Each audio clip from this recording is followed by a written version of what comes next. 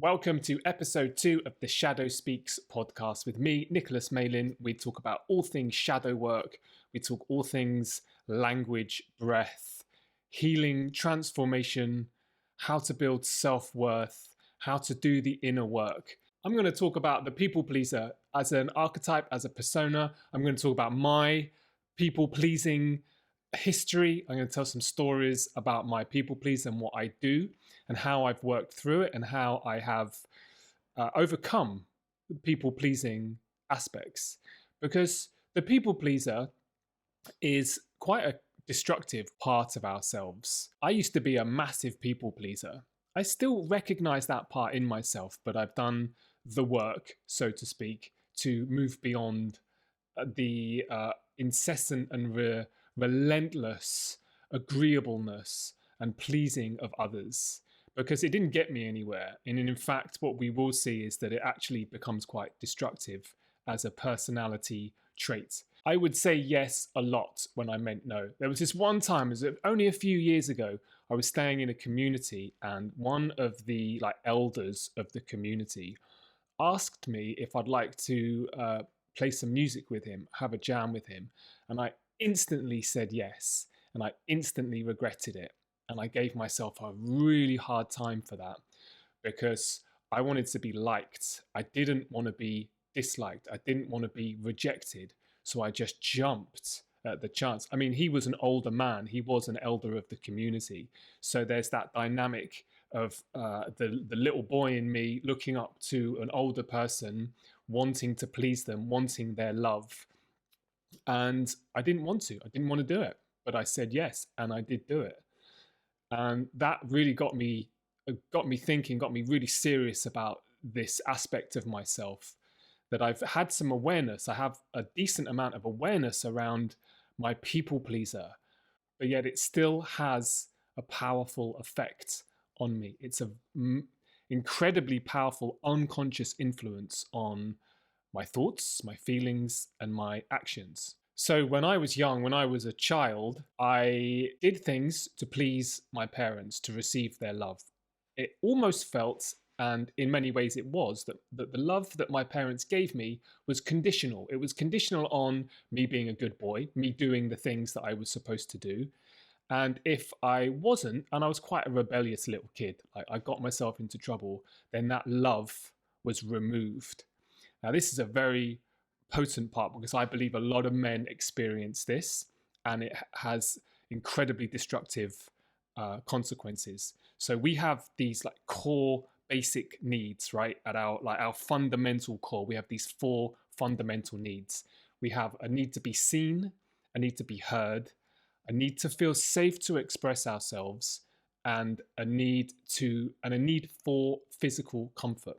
These are 4 fundamental needs of children and of adults. We all, throughout our life, need these. These are core needs. I developed a belief when I was a kid that in order to be seen, in order to be loved, to be heard, I had to behave a certain way. I had to do what I was told to do. That created the belief in me that I am only loved if ... I am only safe to express myself if I behave like this, if I do what I'm told. Now that carried on for me into adulthood, and that gave me a warped distortion of how I get my needs met. This was detrimental in my adult years. Let me give you an example. I would go out in my 20s, definitely my early 20s, with my mates. I'd go to the pub, I'd get pissed, I'd get boozed up. I was a massive lightweight. I have never been able to handle booze. I got no issue with alcohol, really. I got no problem with it, but I just cannot, my body cannot handle it. I don't touch the stuff now, because if I have a single drink, I get a headache and I want to go to sleep. It's not very fun for me. And this is something that went on for years. I would go out with my mates and I would get pissed, and I would be the one that was passed out in a puddle of his own puke by 9 p.m. That was me. I hated going out and getting pissed. I hated the day after. I hated the way I felt. I did this for years because I thought it was the right thing to do, because that's what my mates wanted to do. That's what my friends wanted to do. They wanted to go out and get drunk and get pissed. And I didn't want them to reject me. I didn't want to be chucked out of the tribe. I didn't want to be rejected from my group of friends. So I went along with it for years. It took me a many years before like the ping went off in my head. Wait a sec, I don't like this stuff. I'm going to stop drinking this stuff. But it took me years, and it was because I've pinpointed it because of my people pleasing tendencies, because I didn't want to be rejected. I thought, I believed that this is how I get my core needs met. This is how I'm loved. This is how I'm seen and heard and safe and comforted by the tribe. The important distinction here, the important bridge, is that because the love that I received, because my needs were only met under conditional circumstances when I was a kid, I had to behave a certain way, do this, don't do that, and then I'm loved. The core belief was formed around my needs. You are only loved, you are only welcome, you are only valued, you are only part of this tribe if you do this, if you behave a certain way. That belief, those words, that sentence, that core belief, I am only loved if I behave like this. Right? So that's a sentence. And it occurred to me today that there's another way we use the word sentence. Let's have a think about this. Who else receives a sentence in their life? Someone that is sentenced to prison. Like, boom, wow, what a powerful connection that is for me. Like that sentence, that belief, you will only be loved if ... is a sentence, is a prison. It literally is a prison of my own making, of my own mind. Not really of my own making. There was an environment, a childhood, a family dynamic, but I created the belief. I'm responsible for that belief, so I'm responsible for undoing that belief. It's such an ancient part of the brain that this is really rooting into, right? When our ancestral brain, we might call it, was tribal, right? You wouldn't be so independent in a tribe, because if you did get kicked out of the tribe for misbehaving, you're literally alone in the wilderness with the wolves. That is worthy of fear. That means you're basically that's death. That's a death sentence. So you would do what the tribe tells you to do. But as I'm seeing, as I can see from my own life, that's actually detrimental, because the tribe doesn't really exist. And it doesn't, as I've evolved and grown up and met people and met new friends and been in new relationships, pleasing my way through those dynamics didn't do anyone any favors. In friendships, I would be pleasing in friendships. In my relationships, in my past relationships, I would be very pleasing. And this manifested as quite a collapsed masculine in me, manifested as a lack of assertiveness, a lack of decisiveness, a lack of ideas. The classic example of this in a dynamic is, what would you like to do, darling? I don't mind, darling. It's up to you. That's pleasing, that's non-assertive, and the feminine doesn't want to hear that. It's taken me a long time to learn that. And there's times, obviously, when that polarity, that masculine polarity, shifts and moves to either side, of course. But when I'm coming from a place of wanting to please, then it's a consistent lack of even authority, which is a strong word. But think about what the word authority means. Author of. Like, you're authoring, you're in charge, you're taking control. Without that authority, I'm just trying to please. I'm just trying to please. And pleasing's great, don't get me wrong. Like, if it's coming from an embodied place of self-love and self-respect and assertiveness, then pleasing is fucking amazing. Of course it is. Of course you want to please your partner. But if it's coming from this, if I don't please, I'm not going to get my core needs met, then it's destructive. So you can see where there's a shadow side and a light side, right? So Here's how I've worked through my people pleasing tendencies, sometimes known as the nice guy persona. These are around limiting beliefs, even connected to imposter syndrome, but it's the people pleaser archetype that really resonates with myself because I recognize that in myself, that agreeableness. I want to be agreeable. I want to be liked. I don't want people's love to be taken away. I'm terrified of being disliked. That has been me for decades, for absolute decades of my life, and it's hideous. It's an insidious virus of the mind. It's a hard habit to break, right? It's a very hard ingrained habit. It's wrapped around our core beliefs. Even having the awareness, and I had this awareness for years, and yet I was still doing it. So it's not just awareness alone. This was my biggest tool. So I stopped trying to remove that part of myself. I stopped being at war with that part of myself, because every time that part of myself would come up, he would act or he would take control because it's such a powerful unconscious influence. And in the moments, seconds, minutes after, I'd give myself a real hard time. I'd really hate on myself. And that's being at war internally. And that's not a nice place to be. So I've started to allow and accept him.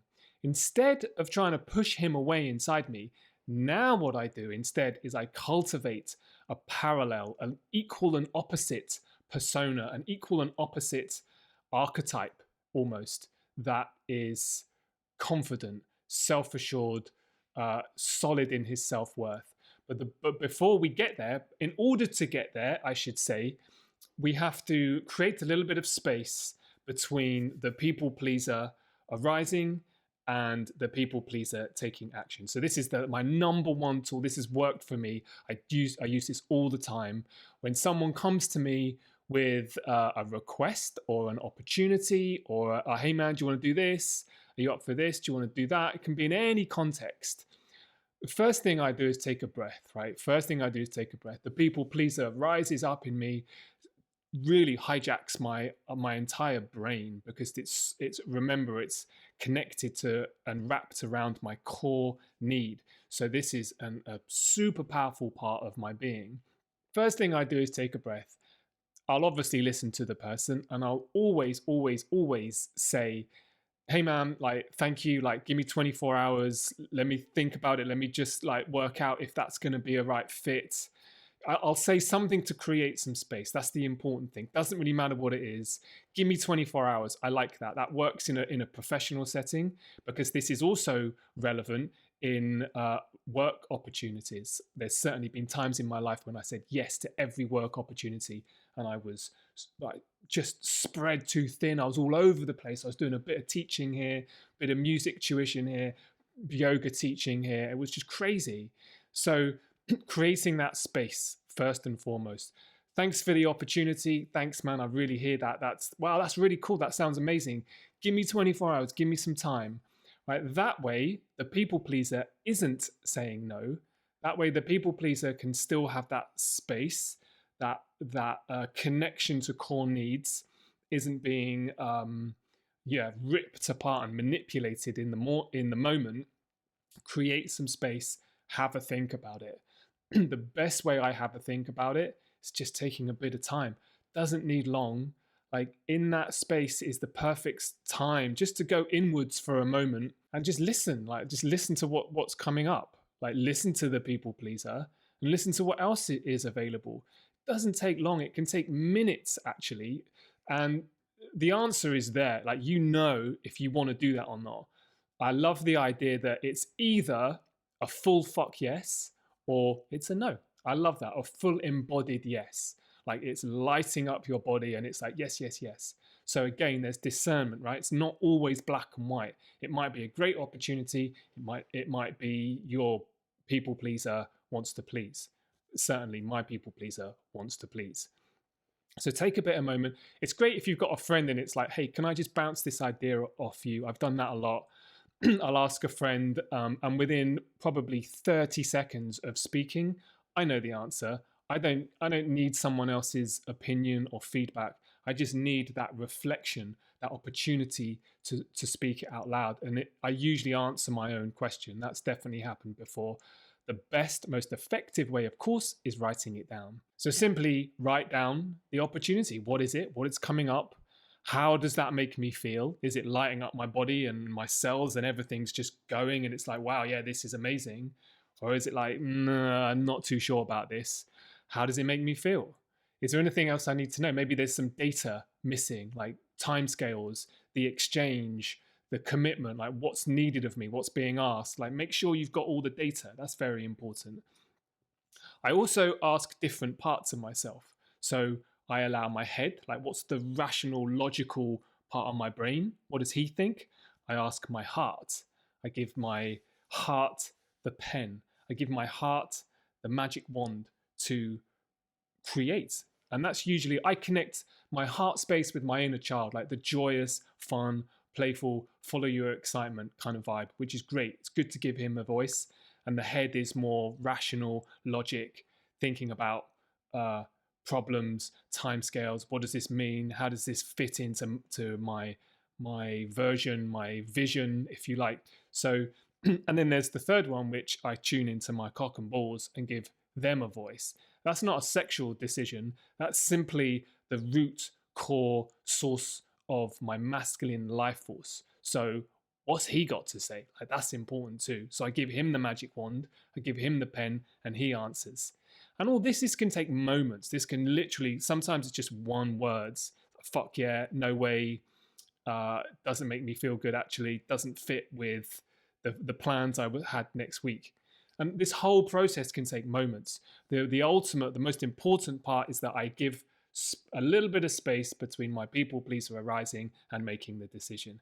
Give me 24 hours. That's the most important part that I utilize most days in most conversations. Nowadays, I make much more selfish decisions. And I'm okay with that because the selfishness in the selfish decisions is based on my vision and my goals. And that's not detrimental to my desire for connection, community, and collaboration. But I'm connected. I'm connected with who I want to be and how I want to show up in the world. So opportunities come my way, and then I take a moment to tune in if how well they fit into who I am and who I want to be. And that's empowering. That's empowering. The people pleaser is still there. And I've got a feeling that people pleasing part of me is going to always be present. He's going to be here until I'm like a really old man. And that's okay. He once served an incredible purpose. He kept me safe. He made sure that when I was a kid, my needs were getting met. So I'm all for this little boy in me, this little people pleasing. He's on my side. I've got him as part of my internal team, but I've cultivated this other part of me that I call a badass. He's my inner badass, right? He's like he's assertive and direct, and he knows exactly what's good for me, and more importantly, what's good for my future. It's also important to remember that if you do say no to someone and the other person doesn't like that no, well, they can just go and fuck themselves. And I say that intentionally. I say that because that's a powerful energy that ensures that I just stay aligned, right, with who I am and who I want to be. It ensures that if my no is met with conflict, resistance, that I don't use that as an unconscious influence to just collapse back into my people pleaser. Oh, I'm sorry, I didn't mean to offend. Like, yeah, sure, I'll do it, right? Of course, I want to be helpful to people. I want to be useful and valuable. This is not about me saying no all the time, but this is about how to work with that inner people pleaser. There's always a light and a dark. There's a shadow and there's a light to every dynamic within us and outside of us, right? So that while they can go fuck themselves, that just tunes me in to like, no, like I'm sticking with my no. And if they don't like it, that's their problem. That's got nothing to do with me. And if they're a true friend or someone that really loves me, of course they're going to respect my no. Like if they're going to have a beef and have like a bit of attitude around my no, is this really someone that I want to be in my life? Someone that I want to call a friend? Ultimately, the more I practice this, the more I show up for myself. the more I say no, or the more I create that space between the people pleaser in me and the badassery in me. Like, I'm building trust. I'm showing up for myself. I'm building trust. I'm showing myself that I can show up for myself consistently. That builds inner trust, self-respect, and ultimately that leads to like a solid self-worth, which I've been cultivating for some years now. I think it's really important throughout this process to remember that people pleaser, he had a real purpose, and his fear was once very justified. I couldn't be independent and strong and say no in front of my parents because my parents were my tribe. If I got kicked out of that tribe, that's a death sentence. So that fear was valid, and that fear is part of my makeup, and that's okay. Like, I don't take action on it as much. I don't take action on it at all, really. I've learned to name it. I've learned to understand it. I've given it name. I've given it form, and that's allowed me to create and cultivate another side of myself. So healing my inner people pleaser, it's taken some time and persistence and patience, but it's worked. Like, this is an ongoing part of my process. I think the most important thing to remember is to go inward when the people pleaser arises. Write it out. I mean, that's the most important thing. Use the power of the word. Use the written word to get into, what the people pleaser is trying to. Who's trying to please who? What is happening right now? What is this dynamic? Is it a little boy in me that's just trying to get his needs met?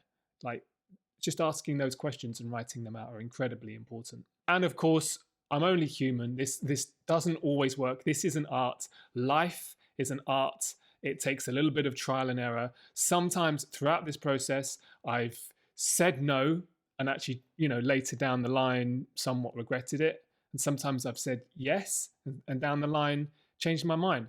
That's okay too. Like, it's an art. We just keep moving forward. We keep learning from mistakes. Everything is data.